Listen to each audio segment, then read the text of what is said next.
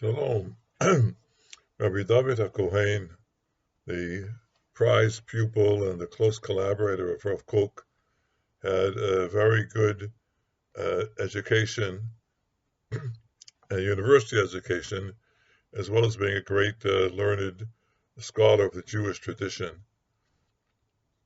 And in his lectures which he would give on some of the great classics of Jewish thought, he would adduce great works of Jewish thought, which he had read closely, but also a wide range of philosophical works, which he read in the original language. He certainly read German and Greek, I'm pretty sure, and other languages as well.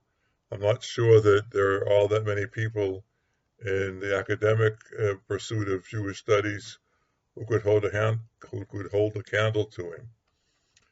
His lectures were mostly, summarizing the views of the thinkers that he was teaching: Maimonides, Yehuda Levi, Saadya Gaon, and bringing here and there additional sources. Not a very critical reading, but more of a summation and elaboration.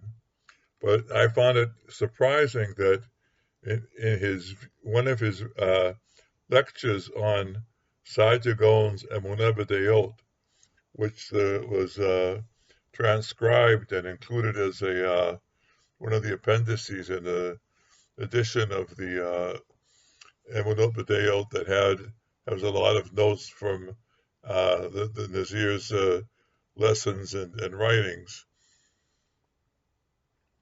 He takes a very surprisingly positive view of skepticism, and I'd like just to say a few words about this in this video.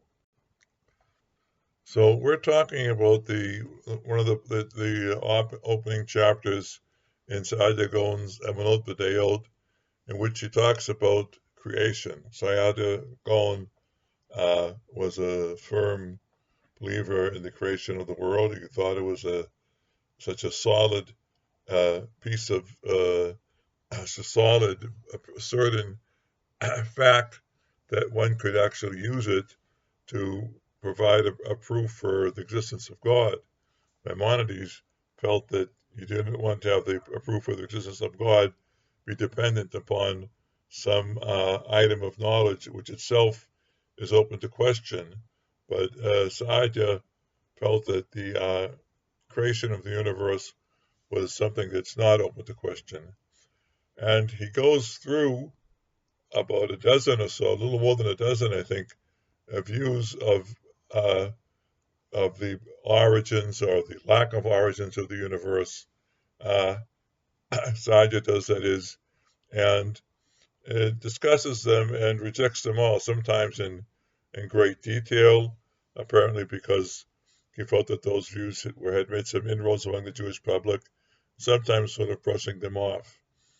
And towards the end of his discussion, he talks about the school of thought who were adherents of what was called in Arabic tawakkuf, which is suspension of judgment. These people neither believed nor disbelieved, nor they accepted nor rejected creation of the universe, because they felt it could not be decided. There were cogent arguments on both sides of the question, and there was no way to decide it, which is not good enough, certainly from the point of view of Saadya Gaon, who has decided clearly that the world was created. And when it comes to talk about this particular stance, the Nazir, as I said, has I think a surprising point of view. Or as I said, when all the views up till now that have not held the creation of the world ex nihilo, as it's commonly called, Saadya rejects, and the Nazir has no problem with it, with its rejection, and just elaborates, bringing in source material and whatnot. But when it comes to this view, those who suspended judgment and said they simply can't say whether the world was created because the evidence there is evidence for both positions. He says in Hebrew, "Ha'ameti shelo kol kach kal lidchot davar kazeh." Says in truth, it's not so easy to rebut this point of view. And then he goes on to bring a list of Jewish writers, Jewish authorities, some of the great rabbis of the past, who actually accepted a form of skepticism. Now, to whether this suspension of judgment is precisely the same thing as what philosophers call skepticism is sort of an issue which I won't go into here. It basically, even if they're not exactly the same thing, maybe skepticism is a type of approach that will lead one to eventually suspend judgment because one can't find certainty in either position. But the suspension of judgment, or the skepticism that the the Nazir finds is all the Jewish writers who endorse it, or at least have say that it's a worthy position, are speaking from the point of view of halacha, of giving a legal judgment. And that's in a way surprising, because when you have a court case, you have to come away with some sort of decision. And like if there's a hung jury or something and they can't decide whether the evidence is to acquit or to convict, then basically the person is acquitted. So you do have some decision. It's not like a philosophical suspension of judgment where you're just left hanging basically forever with an important question that you can't decide, and you're just always having in your head the two positions going back and forth. Still, it's interesting to hear how these sources he brings. For example, Rabbi Yaakov ben Asher Baal Turim wrote this huge, most comprehensive compendium of Jewish law following Maimonides, and the one that first served as a template for the Shulchan Aruch, which to this day is the authoritative law book for most Jews, who, in an introduction to his book, says, for every question of Jewish law, there's more than one opinion. But in the end, Rabbi Yaakov Baal Turim does decide. Now, he also brings, however, some people who could not decide, and an interesting story, which was new to me, even though I have the privilege many decades ago, when I was a young man in the Boston area, to hear many shiurim from the great Rav Yosef Dov Soloveitchik, who was the grandson of Reb Chaim Brisk, and many stories about Reb Chaim. This I hadn't heard. The Nazir says that there's a story that Reb Chaim Brisk, the Brisker, the man who had the great, the innovative analytical approach to the Gemara of Hefza and Gavra, for those of you who are familiar, would never decide a halakha question. If someone came to him, and this is the chief duty really of rabbis, particularly in these old communities in Eastern Europe, is the food kosher or not?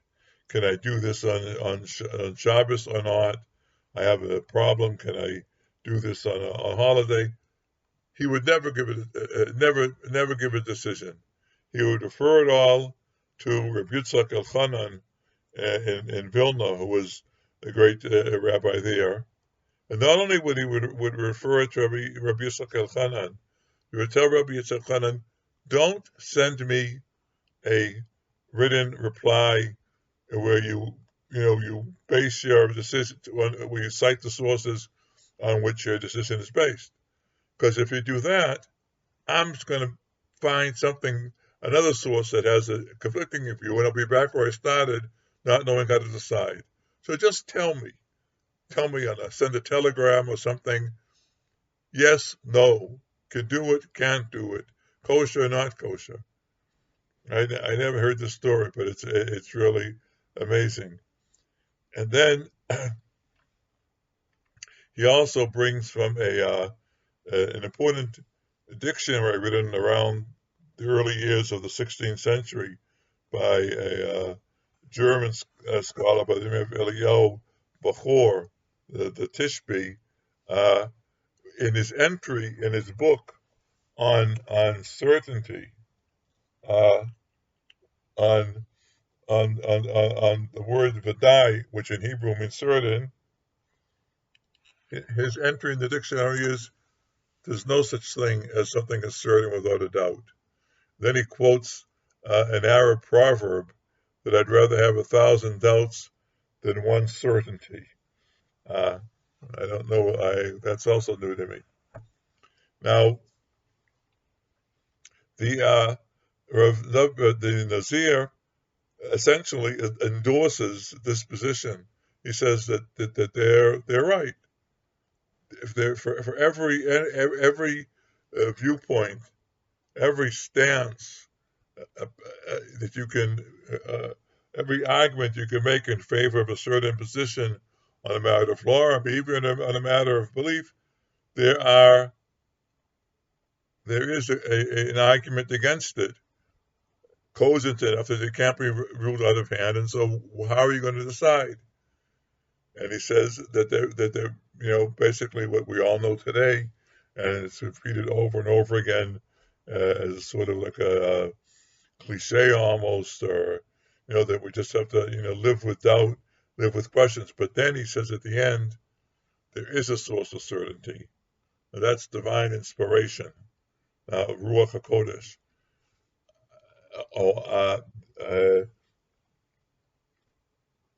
I think some people might think that he's hinting at the Kabbalah, but he doesn't call it the Kabbalah, and I think he would if he had that in mind. I think he's talking about the type of thing that some of us know about and experience, a certain type of flash, strong religious experience, or insight that just comes thundering through into our mind and then leaves us. But that's the type of thing that you cannot doubt. That remains the rock bed of your belief and faith forever. So he doesn't elaborate this, and I don't blame him.